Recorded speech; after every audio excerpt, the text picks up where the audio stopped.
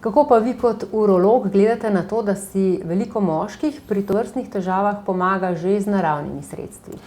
No, jaz to pozdravljam, namreč mi moramo vedeti, da zlasti v zapadnem svetu, ne samo nekje na Kitajskem ali v Afriki in tako naprej, se naravna zdravila vedno več uporabljajo. Tako vemo podatek, v Avstriji, v Nemčiji, Franciji 50% moških začne zdravljenje svojih medicinskih težav zaradi benignega povečanja prostate z naravnimi zdravili. Danes sem čital podatek v Ameriki, 90% moških, ki so prišli zaradi težav k svojemu zdravniku, je že jemalo nekaj od teh naravnih zdravil.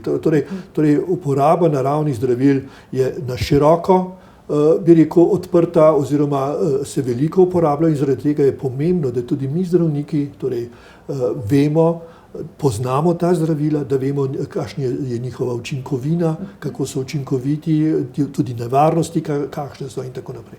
Skratka, mi to pozdravljamo.